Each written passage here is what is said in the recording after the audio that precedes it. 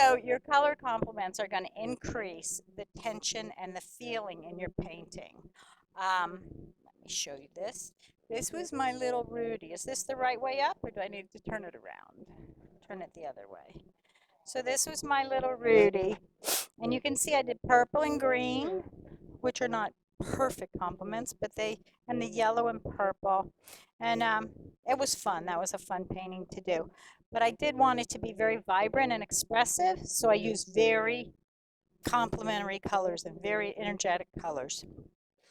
So this is the beginning of the Charlie painting. That one was much more vibrant than this one. Can you guys see that? Okay. Here we go. So your color complements are going to increase your intensity, your vibration, your tension, and your conflict. Okay, so if you look at that, right? So here's a beautiful, beautiful little blue and turquoise, right? Isn't that pretty? It's a little bent. Sorry about that. There we go. And if you guys will give me a second, I will find what I'm looking for. So this is all analogous colors, right? It's very calm and soothing. If you did a painting in all three of these colors, it would be very calm on your wall. You'd fall asleep looking at it at night. It would be perfect for, but then we come in and we add just a line of orange. And now your eye goes straight to that orange, doesn't it? Right? Because it's complementary color. This is another orange. So it's blue and orange. Now this happens to be more vibrant. This orange has more energy in it than the other orange. But do you see the amount of tension we've increased just by adding the complementary colors to it? Right? Now you've got something that zings a little bit. It's got zing to it. It's got life. Okay? Now, that being said, guess who does all the work? Value. Value. Okay? So color is nice. It does everything you want it to do. But value is really the one that shows you what your painting is saying. Okay? Value. It gives you focal point, depth, definition, and interest. That's not to say that they don't cross over and that the color complements won't give you a focal point. They will. But you have to have less value elsewhere. Let me show you what I mean. Okay. Now, this is a clip that doesn't want to come off. A lot of you have seen this before. Can you see that? Okay. So this is just a gray piece of paper on a white piece of paper. Now you see that, right? And you see the gray and you see the white. And then I add a lighter gray, and you really can't see it, especially from in the back of the room, right? You can't see that color. So I can change the color, but if the value doesn't change, it doesn't show up, especially from a distance. If you want to have a analogous painting, you're going to need to have people look at it from 10 feet away. They can't look at from across the room and go, oh, look at that painting. They're not going to. So here's the third value. Which one do you see the most? This one, obviously, right? And then we come in with this. Now where does your eye go? See, so this is value. And I do have one more dark value here. There you go. Right, so now you have a composition, and it's really leading you around by the darks, the three darker darks. Okay, and this is the calm area. And to further prove my point, I'm going to show you guys these. Here we go. Can you see that? It's upside down, I bet. Here. Yeah. Can you see what that is? Do you know what it is? Can you see it from the back?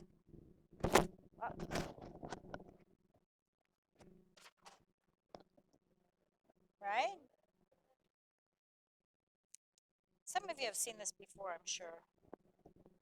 Right? Now, the question becomes, how much value do we use and how much color do we use? Now it's getting to where the value is starting to get mushy because there's not a change in value. It's all going to the dark side of the value scale. Now it's harder to distinguish again. It's just, so you've gone from this value to this value.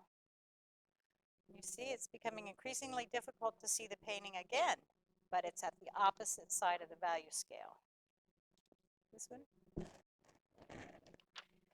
And then we add color and value, and we get a better picture of what is going on. So, can you guys hear? Is it good? Everything's good with the mic? So you see the red is always going to read a dark value also. So this is green cellophane, and I'm sorry, it's not perfect cellophane. If it was really green cellophane, the perfect green cellophane, see how it breaks it down into darks and lights? And actually sometimes it's still hard to see. But if you're a beginner and you aren't familiar with value, buy yourself a set of value glasses. It's going to change everything. Can you see that? Changes everything to value.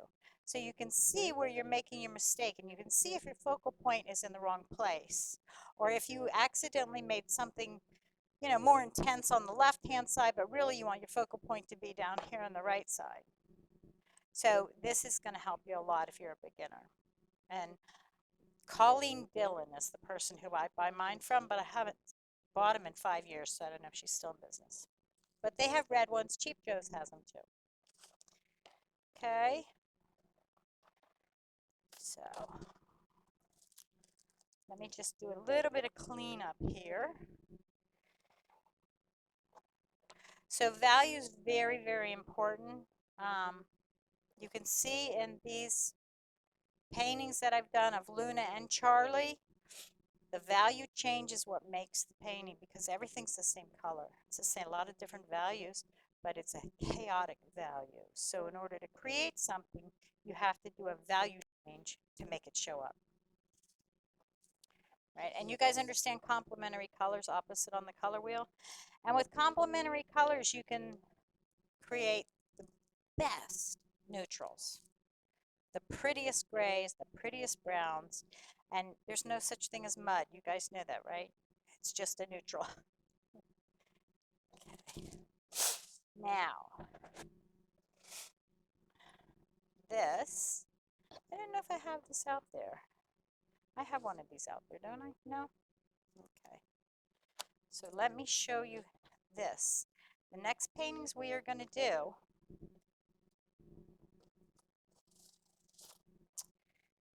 is this painting. I'm going to do it this way. Yeah, we'll put it up. We'll put it up in a second. Can you guys see that? So this started out with these two, but in order to make the flower, you make it out of nothing, but I used value. I did not really use color. It's all the same color. So this is my value scale. So try to think of your colors, even though these are yellows and reds, try to think of your colors as darks and lights, not colors. So don't think of it as purple. Think of it as light, light, light, darker, darker, darker. Do you understand? So this is the value scale of this painting. And they're all analogous colors. So how do I make something pop out? Not by using a complementary color, even though I did use green in here, just to give a little zing. But you do it by adding darks and lights.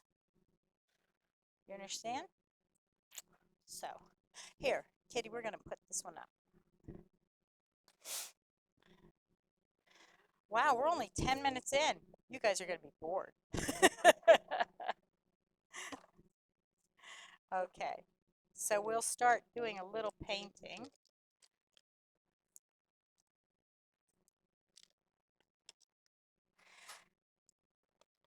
So I still have my old low Cornell brushes. They're still my favorites. I bought out like half of a store one day, I think, when I thought they weren't going to have them anymore. So this is the beginning. We'll get to that, but this is the beginning of that painting. I made this, I increased the value all the way around this so that you guys in the back could see the difference. The painting that I did, where did you put it, Kitty? It's all right. Just tell me which one. Okay, so in the middle. So in the middle, it's a lot lighter painting. There's not as much value, but it's not meant to be viewed from 45 feet away. It's meant to be viewed from 15, maybe 20 feet away. This one, you can obviously see it better in the back. It has darker value, so it's carrying itself. Okay, and we'll get to him in a minute. And this is a vertical painting. So I'm going to have to do this a little bit there. Okay. All right. God bless you. Whoever's sneezing. And the colors that I use are Brown Madder, Holbein, Scarlet Lake, Winsor Newton, Quin Coral, Daniel Smith, Quin Gold, and Indian Yellow Da Vinci. Holbein has a thenozolone yellow. That's almost the same yellow, but this is the yellow that I started painting with, and I keep it on my palette. And the Dr. Martens are Gamboge and Deep Red Rose. And you can really get some good colors with that. Okay, you guys ready for the show? Now, I'm going to come in. This color is a really pretty orange, and I just want to show it to you guys. It's Daniel Smith Burnt Sienna. Okay, so it's the sienna, and I can make any of the burnt oranges or anything with this color. That's why I love that color. But we're going to try to find the Brown Madder, which apparently barely made it through the transport thing. And I have a lot of my paints I put in all the different little containers because I really like to change them a lot on my palette. So this is just a water bottle top that I filled the paint with. Can you guys see this? Can you see my palette at all? There you go. There. Okay. And this is the Indian yellow, which goes all the way down to yellow yellow. And the Quin Gold. And the Scarlet Lake. And the Quin Coral.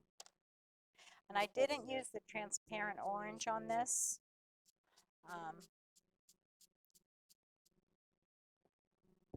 Because I didn't know I had it. Until I pulled out all my oranges and I'm like, oh, look what I have. Oh my goodness, I must have bought that another day too. Let me just clean this up. But I don't know if you guys, you buy all these paints and you put them away and you're like, how many paints do I have? And as Mark said, just buy paint. Don't buy shoes or clothes or food or anything like that. Don't, none of that matters. So, we have a garbage can here? No. All right, so let's see. I'm going to mix a little Brown Madder. Now, when I'm painting this, and it's a value painting, it's not a color painting, even though I want you to see the color and make it exciting. But the only way to make the flower show up is to add darker value than what's here, or lighter value. Okay, and we'll go through with lifting to make lighter value. But I'm going to mix a little bit of this and a little bit of that. And you know what? I'm going to put a little bit of the Quin Coral. Can you guys see that? Isn't that a pretty color? I love Quin Coral. So a little bit of that. And so I'm not mixing the colors. So I'm going to stop using the names of the colors. I'm going to say darker and lighter. Okay, so I'm going to add a darker value just to get it a little bit darker. And I don't know, how many of you are beginning painters? So most of you are going to know what I'm going to say next. In order to paint good, whether it's abstract or realism, you have to learn to control the water in your brush, and you have to learn to do your edges soft and light, and you understand contour shadows and cast shadows, right? So do you understand that? Cast shadow, this is a cast shadow. Can you see it? We don't have enough light. But here's a cast shadow. My hand is forming a hard line, right? The contour shadow is the one that wraps around. So it fades as it goes around something. Like your face. It fades around your face. The light does. So that's a contour shadow. So we come in, and now in order to create the flower, I'm going to create lights and darks. Okay? And I want the lights to go up and the darks to sit at the bottom. So the bottom's supposed to be more dark. We're going to come in, and I'm going to do a little shadow here. Glad you guys are parked back there because I get kind of wild with the water. And then I'm going to fade the shadow out a little bit. Pull it over to here. Whoops, forgot about that guy. Okay, now I want this to recede and pop forward in the middle. So I'm going to make it lighter and darker on either side of the line. I'll show you. Okay. Now I'm fading it into a contour shadow.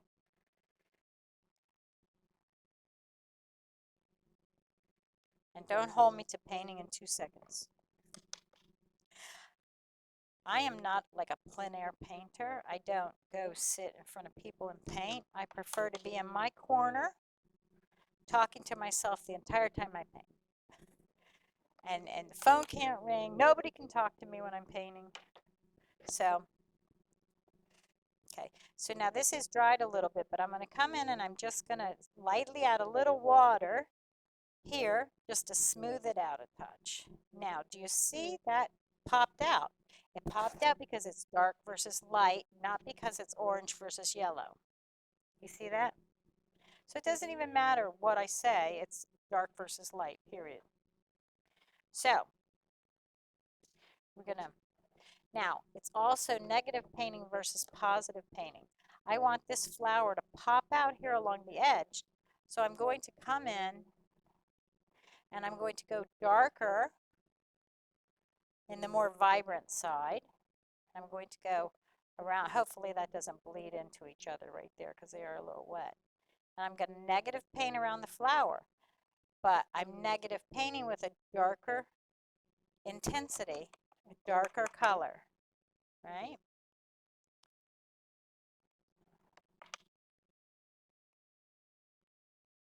Do you see that? So I can make the flower pop out a little bit more by putting a darker value behind it. So I'm painting dark versus light, not oranges and pinks. Do you understand that? I keep asking you if you understand it, and y'all keep going, yeah, because there's only 2 of us in here who started painting recently.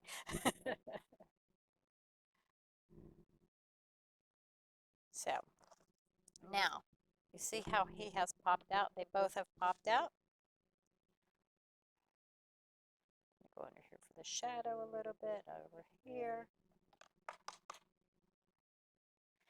And I do make a lot of noise when I paint. Sorry, it's just who I am. Gotta paint. Okay. I don't like how when I did this, I put this particular background I did. I used a brush with the inks, and I got brush strokes, which normally I pour the paint when I do these backgrounds. And I want this to stay light because I want it to come forward. So I'm going to try to draw my paint around it as opposed to, So we don't really care if we get a water spot over here, do we? Nah. So I'm trying to leave this area right here lighter than the area around it.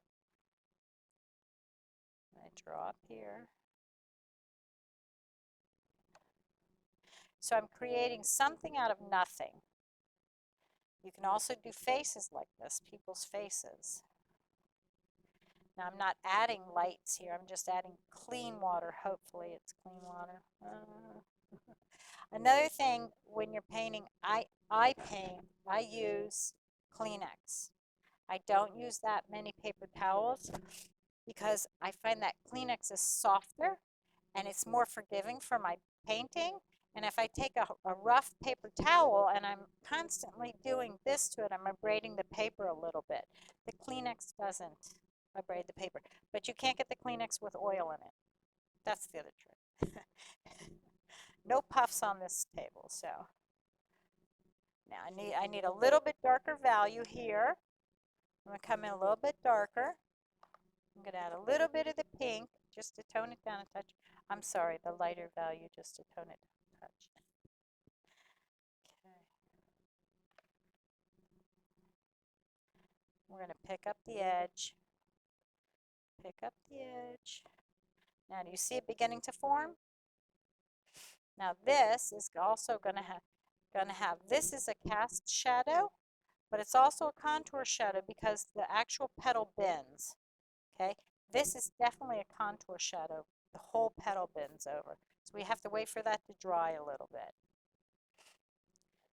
You're beginning to see the flower.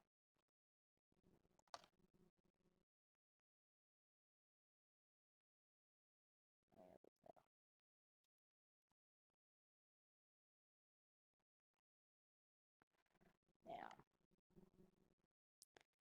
do any of you remember Carlin Holman? She was my very first workshop ever at Cheap Joe's in 2004. And she used to have a specific formula for smoothing out your edges. And it was wash your brush, tap it 3 times, dot it once, and come and do it. And, you know, it really did help me at that time because I wasn't very good at controlling my water. And I needed somebody to say, look, do bop, bop, bop, bop, and see what happens, you know, as opposed to me going, oh, why can't I do it? You know, so she was great. She really was. So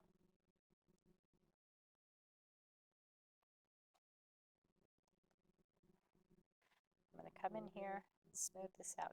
Now, as I get higher on the flower, I want to go a little bit lighter in value because I want the sun to be hitting that side. So I want it to be a lighter value. So I'm going to come in, add just a touch of the darker to the light, and I'm going to come up under here.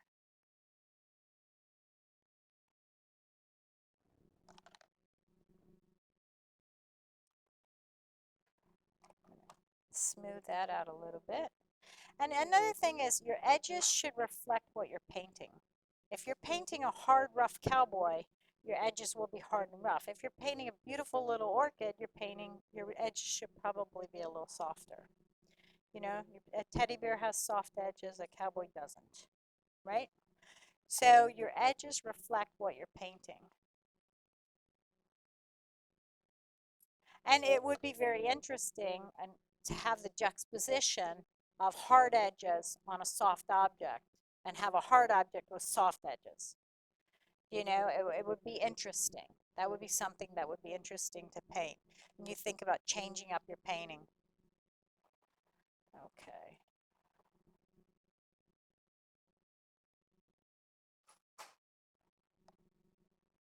Now, okay. There. Now, do you see the painting, the flower beginning to form? And we're going to have some wrinkles in the flower because no flower's perfect, right? So we're going to come in, especially in some of the areas like here, where there's a little wrinkle, and we do our triangle, and all roads lead to the middle. And now we have a little definition again. We have yet more definition in the flower.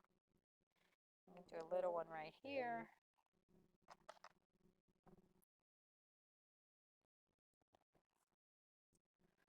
You see that? Nice little wrinkled petal. We have a big fold in the petal, so we have to block some light. So we have to go into dark and think of the light getting blocked right here.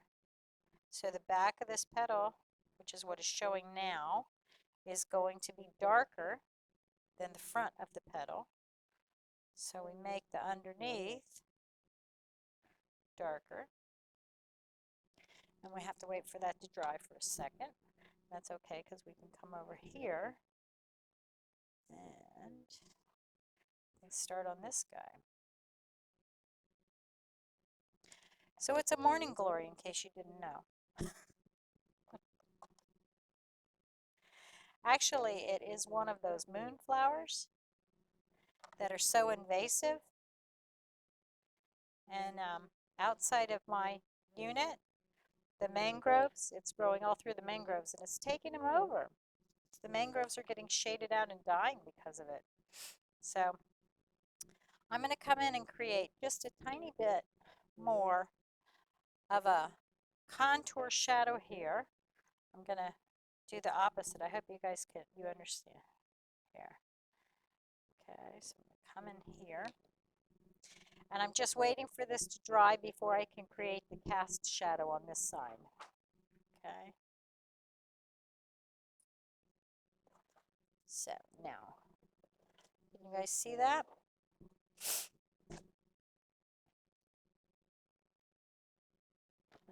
Maybe I'll do this. Now, I have it darker here, so this cast shadow, I don't want it to be the same value. I either have to go darker or I have to go lighter in value. It doesn't really matter what color. I mean, I could use a color and try to distinguish the shapes that way, but I don't want to do that. I want to do value. So I'm probably going to go darker here and then lighter here. Okay? Well, that's the plan anyways. We'll see.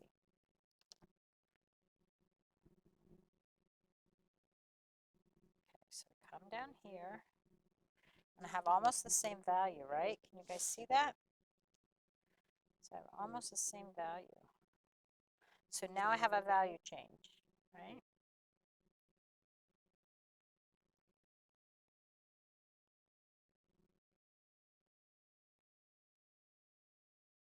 And a lot of painters, especially watercolor painters, will leave that white in between the two areas, the two shapes, and it's really lovely when they do that.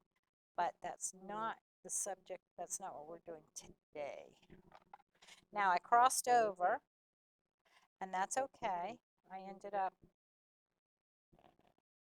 making a little bit of a darker value because I had the two values crossing over, which 2 plus 2 equals 4, so it was a darker value, right?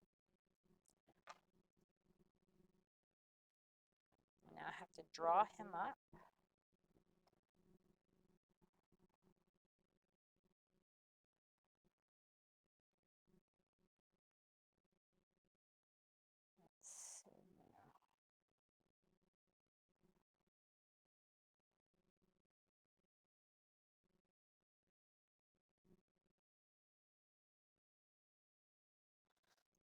Okay.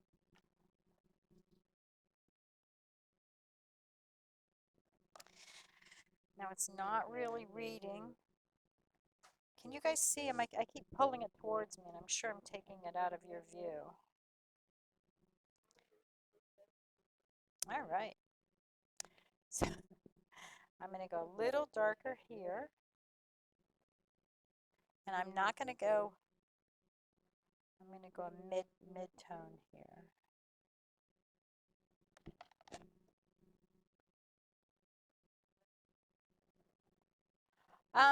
I've actually, if you look up there, you'll see I've done this painting 30 times. It was always one of my favorites when I first started painting.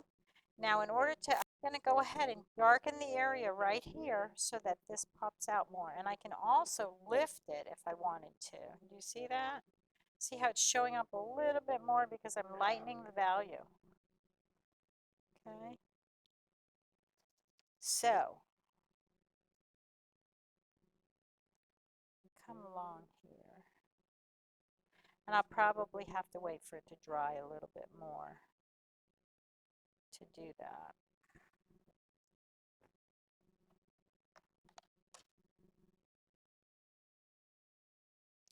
And wait, and then I can fiddle with it a little bit later. Once it's dry, I can lift it a little more. On to, speaking of lifting, it's easy to go darker, but it's harder to go lighter, right? So just a couple of tricks. There are so many out there. And that's the other thing about color theory. You could study color theory for years. People have written gigantic books on color theory. So this is a brief overlay or whatever of color. You just can't, it's too much. Color is one of those things that you can really go off on and stay for years. Magic eraser, Q-tips, X-Acto knife, right? So the X-Acto knife obviously is the harsher one, but if I wanted to create white over, can you guys see that? Right? And I can just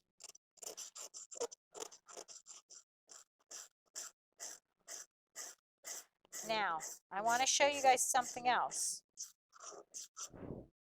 Where does your eye go now? Probably to the white because it's the darkest dark and the lightest light. Actually, it's not the darkest dark, but it is the highest contrast area now. So if I wanted to increase a little white here on the lip of this where it folds over, I can use this, or I could try to use the magic eraser and hope I don't go out of the lines. You know, and the other thing with the magic eraser is you can cut an acetone, cut the shape you want, and just use a magic eraser in a stencil. Now he pops out a little more because he has a lighter value, so he comes forward. Darker values recede in general, most of the time. And then you can also use Q-tips. I'm going to come in here and use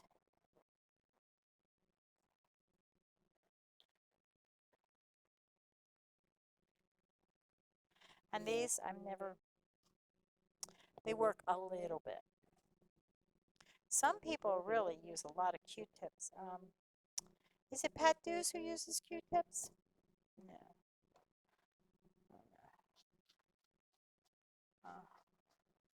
So this is the magic eraser. So I'm adding a little bit of highlighting. You see? So you guys get that whole area. This is one that I created. I'm going to put it sideways for you guys. Now I made it very dark. A lot of the values are very dark values. You come in, you can see he's getting pretty dark. It's in the high end. Okay, and I think over here I got pretty dark. And I did some negative painting of darker values around to make everything pop out. Now, we're back to color. We want this one to kind of float in the air. So we're not going to go heavy on the value for this one. But what we are going to do is increase the intensity by adding an intense color. So I'm going to Quin Coral. Okay. Where are?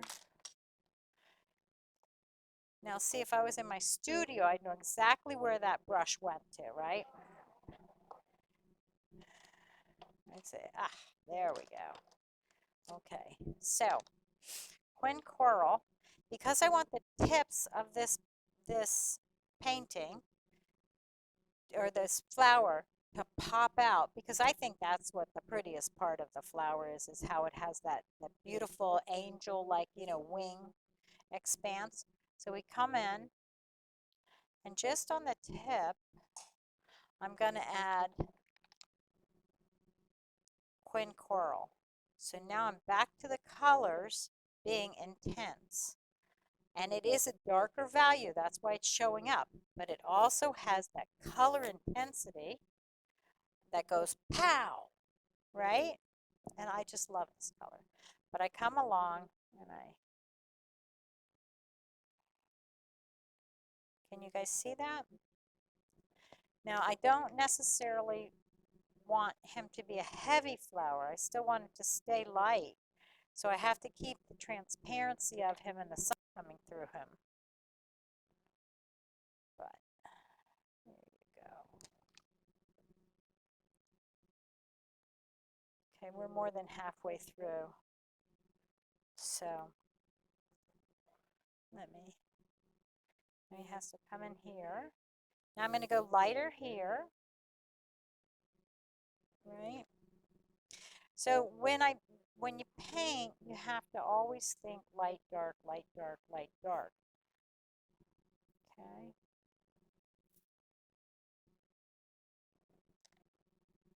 So you see that shows up only because it's darker. It's almost the same color. Well, not almost, but it's darn close.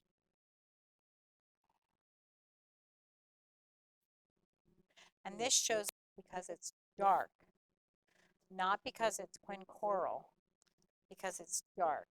Can you guys see that? So it's dark, dark. And, oh, these are really dirty. Sorry. Okay. So it's showing up for two reasons now. And so this is the same with the red rickshaws. You get the dark intensity of the values, and then you pop in the color to make it explode. No, actually, let me show you. Now, these were watered down a lot because the painting is not a green painting. Okay, this is leaf green. This is leaf green, and I have them, do you see them? So I let them be darker. So if I come in and I add some pops of green here and there, do you see that? And the green, the complementary green, this leaf green is complement of the Quin Coral.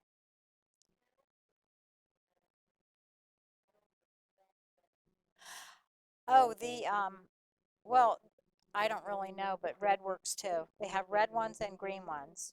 And to me, I don't see a difference. So it's just whichever you buy. Does anybody know that answer?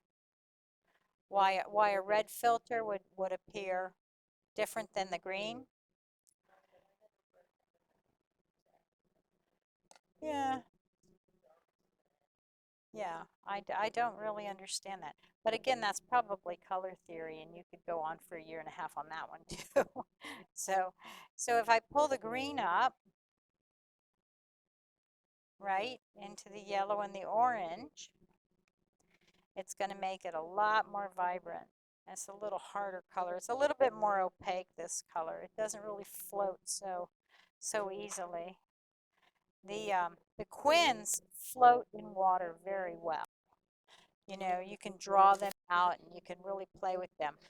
Some of the more opaque colors, like the leaf green, are harder to manage. And we can also come in, watch this, we're going to do this too.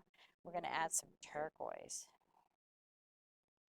Right? Woo! Ah! Whoa! Now,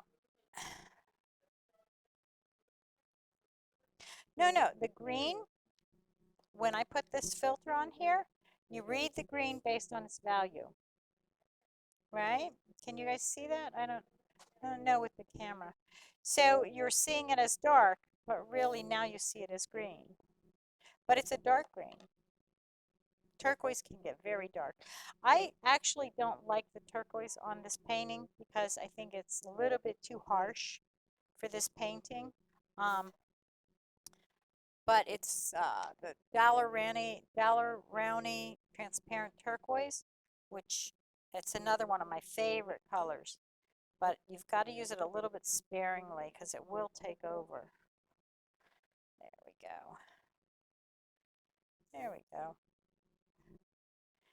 Now the green definitely pops more, and next to the quin coral for sure. And so I want this end to pop out. So I negative painted a little bit around here with a darker color, which happened to be yellow, but it had a higher value. It was a darker gold. I can come in and make this guy, make him very pointy. And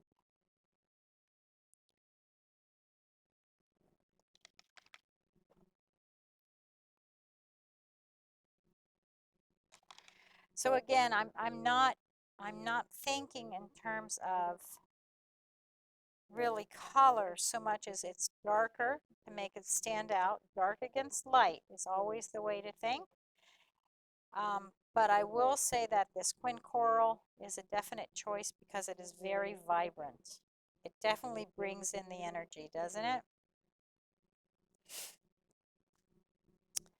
And we can pull him out a little.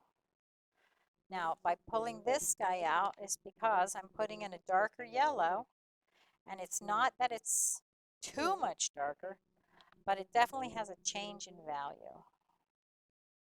Right?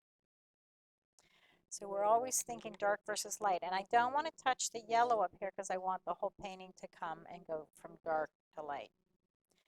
But I may have to make some of these things stand out.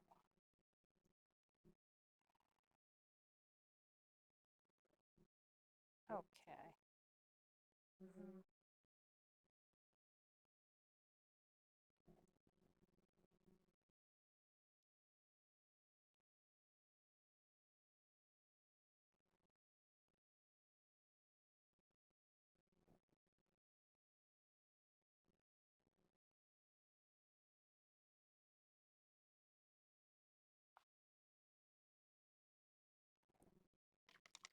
So if we get too dark, then we miss what we had.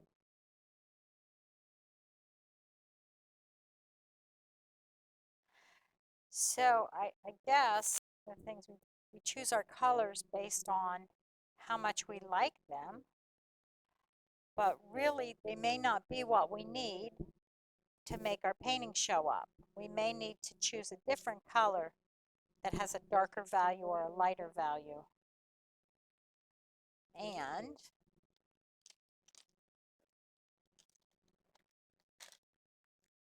hang on here.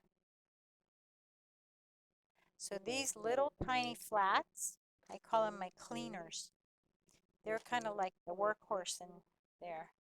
And come in and I can clean up pretty much any edge with these that I need.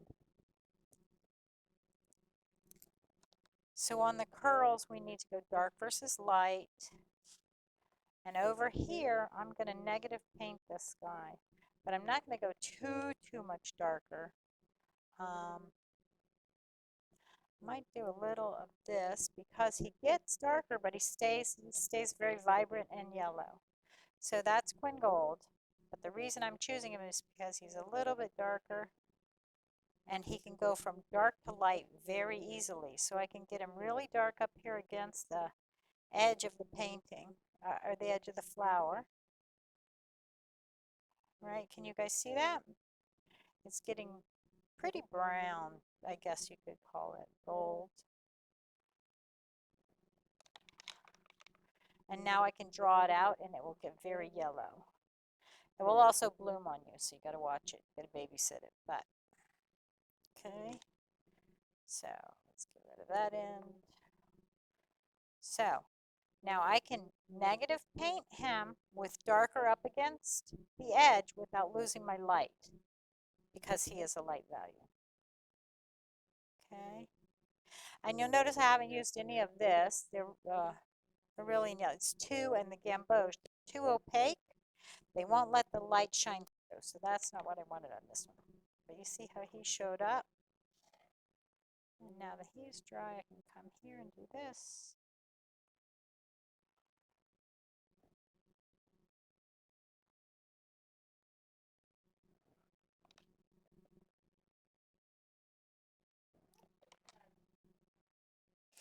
This, I really still prefer Arches 300. It's very sad. It was fine when it was just a few dollars, and I could justify it. But now I don't know if I can continue to justify it. I think they're going to price themselves out of the market. I don't know what's going to happen. We'll see. Um, so I have no idea. I may end up having to go to a different brand of paper. Um, I did. I actually painted a couple of portraits on Fabriano. And the Jack Richardson, I painted some portraits on that, and it was such a soft paper that the skin came out beautiful because the paper was so soft that the skin looked like you could just velvet touch it. So that was nice. And I have painted on the Fabriano, um, and that was pretty good. It was fine. Um, you know, you always go back to the one that you started with, one you've painted the most on. So, can you guys see it now? I went outside the lines. Oh no! So, I know. Why would I do that though?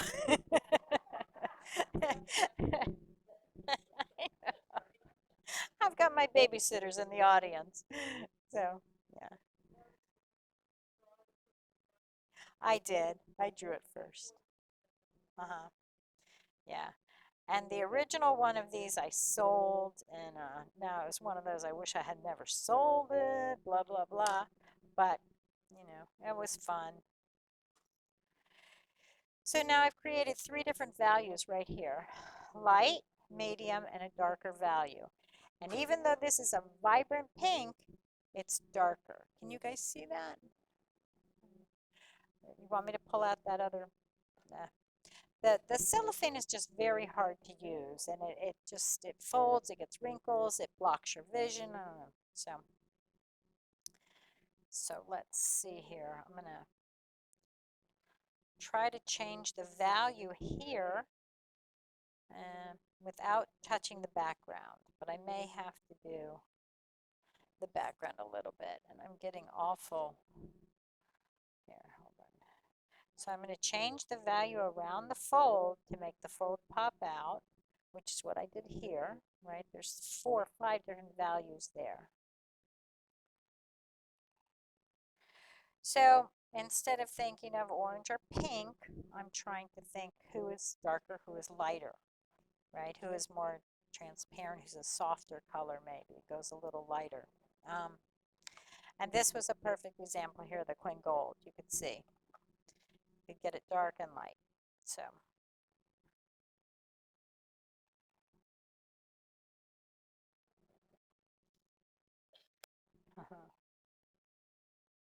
So you mean you guys can't see what I'm doing?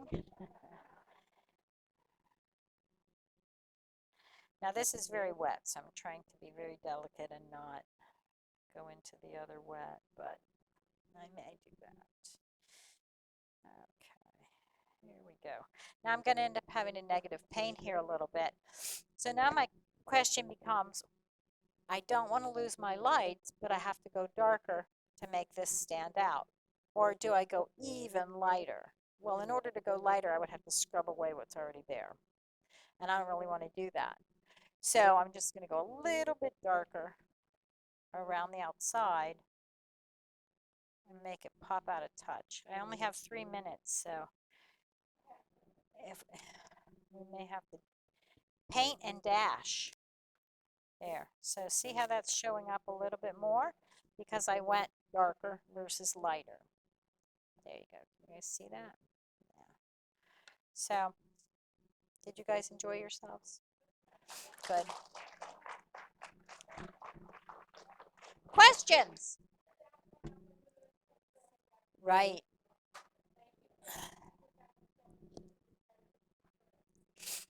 So this was supposed to be the magic of television. This one here. Yeah. So this is the painting. Yeah. So this is the painting. This one is a lot darker to show you guys, but this is subtler, but